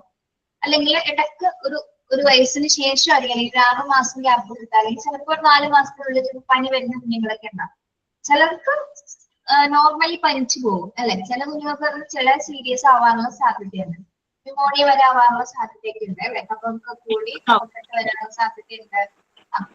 ഓക്കെ, അത് കുഞ്ഞിന്റെ വളർച്ചയെ സ്വാധീനിക്കുന്നുണ്ട്. കാരണം എന്താണ്, ആ ഒരു പീരീഡിൽ ചിലപ്പോൾ അസുഖങ്ങൾ വരാൻ പാടില്ലാത്ത സിറ്റുവേഷൻസ് ആയിരിക്കും ആ ഒരു സ്റ്റേജ് എന്ന് പറയുന്നത്. അപ്പൊ എന്താണ്, കുഞ്ഞിന്റെ മറ്റ് ഓർഗൻസിനെയൊക്കെ അത് ബാധിക്കാനുള്ള ഒരു സാധ്യതയുണ്ട്. ഒരു പരിധി വരെ കേട്ടോ, നമ്മൾ മുഴുവനായിട്ട് പറയുന്നുണ്ട്, ഒരു പരിധി വരെ അവന്റെ ആരോഗ്യത്തെ ബാധിക്കാനുള്ള ഒരു സാധ്യതയുണ്ട്. പിന്നെന്താണ്, ആക്സിഡൻസ്, എന്തെങ്കിലും തരത്തിലുള്ള അപകടങ്ങൾ, കുഞ്ഞമിതമായിട്ട് വീഴോ അല്ലെങ്കിൽ സ്റ്റേറിന് മുകളിൽ നിന്ന്, അല്ലെങ്കിൽ കുഞ്ഞുങ്ങൾ അറിയാം ചിലപ്പോ നമ്മുടെ കയ്യിൽ നിന്ന് തന്നെ വീഴുന്ന അപകടങ്ങൾ പറ്റിയിട്ടുണ്ട്. അമ്മയുടെ കയ്യിൽ നിന്ന് തന്നെ വീണിട്ട് എന്താ തലക്കിടിച്ച് വീഴാണെങ്കിൽ കുഞ്ഞ് പെട്ടെന്ന് കരയണെന്ന് പറയുന്നത്. കുഞ്ഞ് സാധ്യതയുണ്ട് അല്ലെ. അപ്പൊ അത്തരം അപകടങ്ങൾ ചിലപ്പോ എന്താണ്, കുട്ടി ചിലപ്പോ ഒരു ഭയങ്കര ആഘാതത്തിൽ വീഴാണെങ്കിൽ എന്താണ്, ചിലപ്പോ ആ വീഴ്ചയിൽ നിന്ന് ചിലപ്പോ കുഞ്ഞിനെ എഴുന്നേക്കാൻ പറ്റിയത് വരില്ല അല്ലെ. അത് ചിലപ്പോ അവന്റെ വളർച്ചയെ ബാധിക്കും. അതായത് ചെറുപ്പത്തിൽ വീണിട്ട് അപകടം പറ്റിയെന്ന് നമ്മൾ കേട്ടിട്ടില്ലേ. കുഞ്ഞിലെ അവൻ വീണതാണ്, അതിനെ കൂടെ എഴുന്നേറ്റ് നടക്കാൻ പറ്റിയിട്ടില്ല. നമ്മൾ കേട്ടിട്ടില്ലേ? കേട്ടിട്ടുണ്ട്. അപ്പൊ മനസ്സിലാക്കേണ്ട കാര്യങ്ങൾ ആ ഒരു ഏർലി സ്റ്റേജിൽ നടക്കുന്ന അപകടങ്ങള് പിന്നീട് അങ്ങോട്ട് എന്താണ് കുട്ടിയുടെ വളർച്ച ചിലപ്പോ വളർച്ച മുരടിക്കാനുള്ള ഒരു സാധ്യതയായിരിക്കും. ചിലപ്പോ അവയവങ്ങൾക്ക് എന്തെങ്കിലും പറ്റാം, കൈ ചിലപ്പോ തളർന്നു പോകാം, അങ്ങനെയൊക്കെ പഠിക്കുന്നുണ്ട്. ചില കുട്ടികൾ വീഴുമ്പോൾ കഴുത്ത് അല്ലെങ്കിൽ തല അടിച്ചാണ് വീഴുന്നത്, നമ്മുടെ കഴുത്തിന് ഭയങ്കര കശേരിക്കളുണ്ട്. കശേരിക്കൾ പൊട്ടിക്കഴിഞ്ഞാൽ നമ്മുടെ ബാക്കിലേക്ക് സ്പൈനൽ കോഡിന് അങ്ങോട്ട് തളർന്നു പോകാനുള്ള സാധ്യതയുണ്ട്. ഓക്കെ, അങ്ങനെ തളർന്നെടുക്കുന്ന കുഞ്ഞുങ്ങളെയൊക്കെ നമ്മൾ കണ്ടിട്ടുള്ളതാണ്. പിന്നെ ഐ ഡിഫക്ട്സ് വരാം അല്ലെ. ഐ ഡിഫക്ട്സ് ചിലപ്പോൾ എന്തെങ്കിലും മൂർത്ത ഉപകരണങ്ങളൊക്കെ എടുത്തിട്ട് അല്ലെങ്കിൽ ആക്സിഡന്റ് മൂലം എന്തെങ്കിലുമൊക്കെ കണ്ണിലൊക്കെ കയറി കഴിഞ്ഞാൽ പിന്നെ കാഴ്ച നഷ്ടപ്പെടാനുള്ള സാധ്യതകളുണ്ട്. ഓക്കെ, എന്റെ മോൻ വീണിട്ട് മൂക്കിന്ന് ചോര വന്നു, വേറെ പ്രശ്നമൊന്നും ഉണ്ടായില്ല. എന്താ, മോനൊരു പ്രാവശ്യം തല ബ്ലഡ് വന്ന് മൂക്കെന്ന് പറയാം. ഓക്കെ, ശരിയാണ്. പിന്നെ നമ്മള് പനിയിലെ കുഞ്ഞുങ്ങൾക്ക് ഫിക്സ് വരാറുണ്ട് അല്ലെ. പനി വരുന്ന സമയത്ത് പനി കൂടി കഴിഞ്ഞാൽ ശ്രദ്ധിച്ചില്ലെങ്കിൽ ഫിക്സ് വരാനുള്ള സാധ്യതയുണ്ട് അല്ലേ. എന്റെ മോക്ക് വന്നിട്ടുണ്ട്. അതായത് ബ്രെയിന് ആ ഒരു ഫീവർ ഉണ്ടാവുന്ന ടെൻഡൻസി കൂടി കഴിഞ്ഞു കഴിഞ്ഞാൽ, ബ്രെയിന് താങ്ങാൻ പറ്റാത്ത ചൂടായി കഴിഞ്ഞാലാണ് കുഞ്ഞിന്റെ ശരീരം പ്രതികരിക്കുന്നത്, സീഷറായിട്ട് അല്ലെങ്കിൽ ഫിക്സ് ആയിട്ട് കാണിക്കുന്നത്. ചിലവർക്ക് അത് ഹെറിഡിറ്ററി ആയിട്ട് കിട്ടുന്ന ഒരു അസുഖമാണ് അല്ലെ, അഭിസ്മാന അല്ലെങ്കിൽ ഫിക്സ് എന്ന് പറയുന്നത്. പനിയോട് കൂടി വരുന്നത് വലിയ പ്രശ്നമില്ല എന്ന് പറയും അല്ലെ. പനിയോട് കൂടി വരുന്ന ഫിക്സ് കുഴപ്പമില്ല, അവരെ പനി കൂടി കഴിയുമ്പോഴാണ് അത് ബുദ്ധിമുട്ട് വരുന്നത്. അല്ലാത്ത പക്ഷം എന്താണ്, ചിലപ്പോ ഒരു പ്രാവശ്യം വന്നാൽ നമ്മൾ 7 വയസ്സ് വരെ അല്ലെങ്കിൽ 5 വയസ്സ് വരെ ഫിക്സിന്റെ മരുന്ന് കഴിക്കേണ്ടതായിട്ട് വരും അല്ലെ. പനിയപ്പോ അടുപ്പിച്ചടുപ്പിച്ച് വരികയും ചെയ്യും. നമ്മൾ ആ ഒരു മരുന്ന് കൊടുക്കുമ്പോൾ ശരിക്കും ഭയങ്കര ഡോസാണ് ആ മരുന്നിന്. കുഞ്ഞുങ്ങളുടെ കണ്ണുകൾ വളരെ തളർന്നിരിക്കും. ശ്രദ്ധിച്ചിട്ടുണ്ടോ? വന്നവർക്ക് അറിയാൻ പറ്റും. ആ മരുന്ന് നമ്മുടെ ഫ്രീസിയം എന്ന് പറഞ്ഞൊരു ടാബ്ലറ്റ് ആണത് അല്ലെ. അത് എപ്പോഴും അത് കയ്യിൽ കൊണ്ട് നടക്കേണ്ടി വരും. അത് ഞാൻ ഒരു തവണയെ കൊടുക്കേണ്ടി വന്നിട്ടുള്ളൂ. പക്ഷെ ഞാൻ എപ്പോഴും എന്റെ ബാഗിൽ അത് ഉണ്ടാവാറുണ്ട്. അത് കൊടുത്തു കഴിഞ്ഞാൽ കുട്ടിക്ക് ഒരു തളർച്ച പോലെ ഉണ്ടാവും. അതൊരു തവണ ഞാൻ കൊടുത്തിട്ടുള്ളൂ. എപ്പോഴും ഞാൻ പനി വരുമ്പോൾ വേഗം തന്നെ മരുന്ന് കൊടുക്കും. കാരണം പനി കൂടാൻ വേണ്ടി വെക്കില്ല. 3 മണിക്കൂറിൽ 4 മണിക്കൂർ ഇടവിട്ട് മരുന്ന് കൊടുത്തിട്ട് പനി തളർത്തും. അല്ലെങ്കിൽ ഈ മരുന്ന് കൊടുക്കേണ്ടി വരും. കണ്ടിന്യൂസ് ആയിട്ട് കുട്ടികളെ തുടയ്ക്കണം അല്ലെ. അധികം ചൂടല്ലാത്തന്നോ അധികം തണുത്ത വെള്ളമില്ലാത്തതില് നമ്മളെപ്പോഴും ശരീരം തുടച്ചുകൊണ്ടിരിക്കുക. പനി കുറയ്ക്കാൻ മാക്സിമം നോക്കുക. അതാണ് നമുക്ക് ചെയ്യാൻ പറ്റും. അപ്പൊ ഇത്തരത്തിൽ വരുന്ന അസുഖങ്ങളൊക്കെ പിന്നീട് ഫിക്സ് ഒന്നും ചിലപ്പോൾ കുഴപ്പമില്ല. പക്ഷെ നമ്മൾ 7 വയസ്സ് വരെ ശരിക്കും ശ്രദ്ധിക്കേണ്ടത്. 7 വയസ്സിന് ശേഷം പിന്നീട് വന്നാൽ ഇത് മാറാൻ സാധ്യത കുറവാണ് അല്ലെ. അപ്പൊ പിന്നീട് വരാനുള്ള സാധ്യതയില്ല. അത് പാരമ്പര്യമായിട്ടൊക്കെ ചിലർക്ക് കിട്ടുന്നതാണെങ്കിൽ പിന്നീടും അത് വരാനുള്ള സാധ്യതയില്ല. പക്ഷെ നമ്മൾ പനി വരുമ്പോൾ എപ്പോഴും എന്താണ് ശ്രദ്ധിക്കണം. ഇപ്പൊ പനി വന്നാലും കുഞ്ഞുങ്ങളെ ശ്രദ്ധിക്കണം. അസുഖം വന്നാൽ നമുക്കറിയാലോ ഏറ്റവും കൂടുതൽ ടെൻഷനാണ് പാരന്റ്സിന്, പ്രത്യേകിച്ച് അമ്മയ്ക്കാണ്. അസുഖം വന്നാൽ നമ്മുടെ എല്ലാ കാര്യവും പോയി. മൊത്തത്തിൽ നമ്മള് അത് മാറുന്നത് വരെ എന്ന് എഴുന്നേറ്റ് നടക്കുന്ന വരെ ഒരു ബുദ്ധിമുട്ടാണ് അല്ലെ? എല്ലാവർക്കും അറിയാലോ എന്നാ. കുഞ്ഞിന്റെ അസുഖം മാറുമ്പോഴേക്കും അമ്മയ്ക്ക് മേലുവേദന അസുഖങ്ങൾ തുടങ്ങും. പിന്നെ കുട്ടികളെ നോക്കിക്കഴിഞ്ഞാൽ അവസാനം ആവശ്യം നമുക്കും കൂടി കിട്ടും. അത് അല്ലെ? എല്ലാം കഴിഞ്ഞ ശേഷം ഒരു പനി നമുക്കും വരും. മൊത്തം അത്ര ദിവസം നമ്മളല്ലേ നോക്കുന്നത്, അതുകൊണ്ട് കിട്ടുന്നതാണ്. ഓക്കെ, അപ്പൊ നമ്മൾ നോക്കിയ ഫിസിക്കൽ എൻവയോൺമെന്റിൽ കുട്ടീനെ അഫക്ട് ചെയ്യുന്ന പോസ്റ്റ് നാച്ചുറൽ ഫാക്ടേഴ്സ് ആണ് എന്തൊക്കെയാണ്? Living condition, place space and environment, health and nutrition, illness and accidents. Okay, അവിടെ വരെ മനസ്സിലായോ?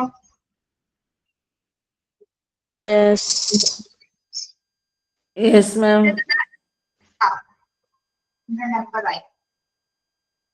ഞാൻ നിങ്ങള് തുടക്കമായതുകൊണ്ടാണ് പോർഷൻസ് വേഗം എടുത്ത് പോവാത്തത് കേട്ടോ. പതുക്കെ പോണതുകൊണ്ടാണ്. ഇത് എപ്പോഴും ഇങ്ങനെ പോകില്ല, കുറച്ചുകൂടി കഴിയുമ്പോ ചാപ്റ്റേഴ്സ് ഇച്ചിരി വേഗം എടുത്ത് പോകും കേട്ടോ. അത് നമ്മുടെ തീരില്ല portions. Okay ma'am. Okay, yes. അപ്പൊ നമുക്ക് ഇന്നിവിടം വരെ എടുക്കുന്നുള്ളൂ. എടുത്ത ഭാഗങ്ങൾ അത്രയും വായിക്കാം കേട്ടോ.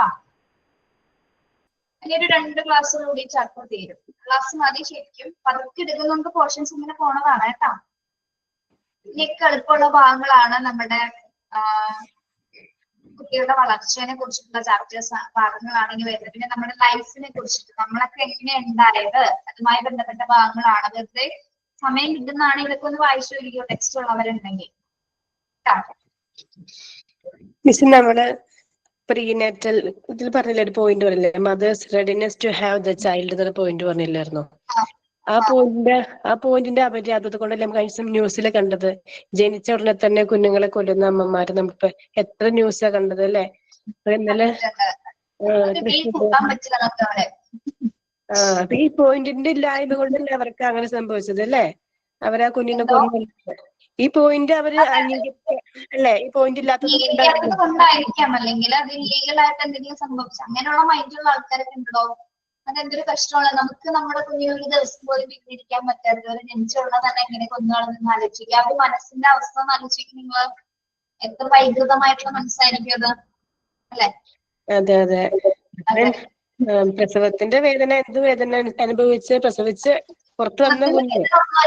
കുട്ടിക്ക് ഒരു ഇഞ്ചക്ഷൻ എടുക്കുമ്പോ വേദനിക്കുന്ന പാരന്റ്സ് കുട്ടിനെ എങ്ങനെ കളയും അല്ലെ? അപ്പൊ ആ ഒരു വികാരങ്ങളൊന്നും ഇല്ലാത്ത കാറ്റഗറി ടൈപ്പ് ഓഫ് ആൾക്കാരാണ് അങ്ങനെ കളഞ്ഞിരിക്കുന്നത്.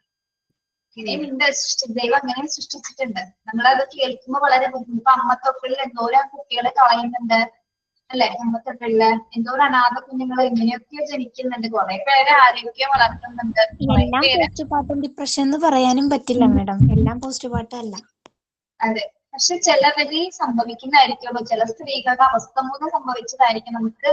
നമുക്കൊന്നും അറിയില്ല ശരിക്കല്ലേ. നമ്മൾ ഇങ്ങനെ പല ന്യൂസിലൊക്കെ അറിഞ്ഞിട്ടാണ് അറിയുന്നത്. പക്ഷെ എന്നിരുന്നാലും കുഞ്ഞുങ്ങളെ കൊല്ലാന്നുള്ളത് ഏറ്റവും ഒരു ക്രൂരതയുള്ള ഒരു പരിപാടിയാണ് അല്ലെ? അത് മനുഷ്യരാക്കപ്പെടുന്നവരാരെയും നമ്മൾ മനുഷ്യരായിട്ടൊന്നും കൂട്ടാൻ പറ്റില്ല. അത് ആലോചിക്കുമ്പോ നമുക്ക് തന്നെ ഒരു തോന്നല്ലേ, നമുക്കത് സഹിക്കാൻ പറ്റുന്ന കാര്യമാണ്. എന്തോരം കുട്ടികൾ ഈ ഒരു കുറെ നാൾക്ക് ശേഷമല്ലേ ഒരുപാട് കുഞ്ഞുങ്ങൾ മരിച്ചിട്ടുണ്ട്. ഇങ്ങനെ ജനിച്ച ഉടനെ തന്നെ കൊന്നു കളഞ്ഞിട്ടുണ്ട്, അല്ലെങ്കിൽ പല സ്ഥലങ്ങളിൽ ഉപേക്ഷിച്ച് കളഞ്ഞിട്ടുണ്ട്. അത് പിന്നെയും നമുക്ക് കുഴപ്പമില്ല അല്ലെ? ഉപേക്ഷിച്ച് കളഞ്ഞ ആരെങ്കിലും ഒക്കെ വളർത്തുന്നു. പക്ഷെ ജനിച്ച ഉടനെ ഇപ്പൊ പെൺകുട്ടിയാണെന്ന് അറിഞ്ഞിട്ട് കൊന്നവരുണ്ട് അല്ലെ? ജിഷ മാമിന്റെ നമ്പർ തരാൻ പറ്റില്ലടോ. അടുത്ത ക്ലാസ്സിൽ ടീച്ചർ കയറുമ്പോൾ ഒന്ന് ചോദിക്കുക കേട്ടോ. നിങ്ങൾക്ക് സംശയം ഉള്ളപ്പോൾ ടീച്ചറിനോട് നേരെ ക്ലാസ്സിൽ കയറുമ്പോൾ ചോദിക്കും. നമ്പർ തരാൻ നിർവാഹമില്ല. ഇൻകേസ് അല്ലാത്ത സംശയമാണെങ്കിൽ ഇവിടെ ഓഫീസിൽ വിളിച്ച് ചോദിക്കാം. അപ്പൊ അവരെന്താന്ന് വെച്ചാൽ പറഞ്ഞു തരും കേട്ടോ. യെസ്, അപ്പൊ സൈൻ ഔട്ട് ആരാണ്? ഞാനാണ്. ഷംന മനോജ്. APJ അബ്ദുൽ കലാം സാറിന്റെ ഒരു കോട്ടാണ്. ഭയപ്പെടാൻ തുടങ്ങിയാൽ ഭയപ്പെടുത്താനും ആളുണ്ടാവും. പിന്തിരിഞ്ഞോടാൻ തീരുമാനിച്ചാൽ ജീവിതകാലം മുഴുവനും പിന്തിരിഞ്ഞോടേണ്ടി വരും. തോൽക്കാൻ തയ്യാറായാൽ മരണം വരെ തോൽക്കാൻ മാത്രമേ സമയം കാണൂ. ഏതു സാഹചര്യത്തിലും മുന്നോട്ട് പോകാൻ തയ്യാറായി ഇറങ്ങൂ. എന്നാൽ നിങ്ങൾക്ക് അന്തസ്സോടെ ജീവിക്കാം. Sign out by Shamna. Very good. നല്ലൊരു കോട്ടാണ് കേട്ടോ. Okay, thank you so much. Have a nice day. Thank you ma'am. Thank you, ma'am. Thank you, ma'am. Thank you, ma'am. Thank you, ma'am. Thank you. Thank you, ma'am. Thank you, ma'am. അതിന്റെ offer എന്തെങ്കിലും Oh, സ്കൂളിൽ നിന്ന് ആരെങ്കിലും ഒക്കെ എന്തെങ്കിലും joining ചെയ്യാൻ പറഞ്ഞ് വിളിച്ചിരുന്നോ ഏതെങ്കിലും സ്കൂളിൽ നിന്ന്? ഇല്ല, വിളിച്ചിട്ടില്ല. ഇന്ന് മോണ്ടിസോറിന്ന് വിളിച്ചിട്ടുണ്ടായിരുന്നു. ക്ലാസ് നാളെ തുടങ്ങുന്നു പറഞ്ഞിട്ടുണ്ട്. ഒരു പ്രശ്നമില്ല, ക്ലാസ് കണ്ടാൽ മതി. നിങ്ങളുടെ റെക്കോർഡഡ് ഉണ്ട്, അല്ലെങ്കിൽ നിങ്ങളുടെ സമയം അനുസരിച്ച് ഒന്ന് കണ്ടാൽ മതി. അവസരം കിട്ടുന്ന ആരും തള്ളിക്കളയണ്ട കേട്ടോ. അതെങ്ങനെയാണ് Okay, ma'am. വിളിക്കുന്നത്? നമ്മൾ അവിടെ ആപ്ലിക്കേഷൻ കൊടുത്തേക്കാം. കോഴ്സ് ചെയ്തുകൊണ്ടിരിക്കുമ്പോ ഇനിയിപ്പോ അവസരം വന്നാൽ പോണേന് ഒരു പ്രശ്നമില്ല കേട്ടോ. ക്ലാസ് കട്ട് ചെയ്യാനല്ല പറഞ്ഞത്. നിങ്ങൾക്ക് താല്പര്യം ഉണ്ടെങ്കിൽ നിങ്ങൾ വില്ലിങ് ആണെങ്കിൽ നിങ്ങൾ പോവുക. ഓക്കെ, കുട്ടികളെ പഠിപ്പിക്കാനുള്ള ഒരു അവസരം കിട്ടുമ്പോൾ നിങ്ങൾ പോയി നോക്കൂ. പറ്റുന്നില്ലെങ്കിൽ അല്ലേ പോയി നോക്കൂ. ഒരാഴ്ച ചിലപ്പോൾ ബുദ്ധിമുട്ടുണ്ടാവും, പിന്നെ ഓക്കെ ആവും. ഓക്കെ, അതല്ല മാം ഞാൻ ചോദിച്ചത്, ആ നമ്മൾ എങ്ങനെ അറിയും എന്നാണ് ഞാൻ ചോദിച്ചത്. വേക്കൻസി ഇങ്ങനെ വേക്കൻസി നോർമൽ നിങ്ങൾക്ക് ഇപ്പൊ താല്പര്യം ഉണ്ടെങ്കിൽ ഏതെങ്കിലും സ്കൂളിലൊന്ന് പറഞ്ഞു വെക്കുക. വേക്കൻസി വരുമ്പോൾ ഒന്ന് വിളിക്കണമെന്നുള്ളത്. അവര് കോഴ്സ് ചെയ്തുകൊണ്ടിരിക്കാന്ന് പറയണം കേട്ടോ. അറിയാവുന്ന സ്കൂളുകളൊക്കെ ഉണ്ടാവുമല്ലോ. കോഴ്സ് ചെയ്തുകൊണ്ടിരിക്കുകയാണ്. അപ്പൊ അവര് വേക്കൻസി വരുമ്പോൾ നമുക്ക് പറയാൻ പറ്റില്ലല്ലോ. അതൊക്കെ ഒരു ലക്ക് പോലെയാണ്. പെട്ടെന്ന് വിളിക്കും ചിലപ്പോൾ. ഇപ്പൊ നാളെ തന്നെ വിളിച്ചെന്നിരിക്കാം. അല്ലെങ്കിൽ നമ്മൾ ആരെങ്കിലും ഒക്കെ പറഞ്ഞ് എങ്ങനെയെങ്കിലും ഒക്കെ അറിയും. അതിനുള്ളൊരു അവസരം ഉണ്ടാവും കേട്ടോ. അറിയാവുന്ന സ്കൂളിലാണെങ്കിൽ ഒന്ന് പോയി ചോദിക്കാം. വേക്കൻസി ഉണ്ടാവുമ്പോ പറയണം, ഞാനിങ്ങനെ കോഴ്സ് ചെയ്തുകൊണ്ടിരിക്കുകയാണെന്ന് പറയാം. അങ്ങനെയാണെങ്കിൽ അപ്പൊ ഒരു വിളിക്കും. Thank you. Okay. Thank U.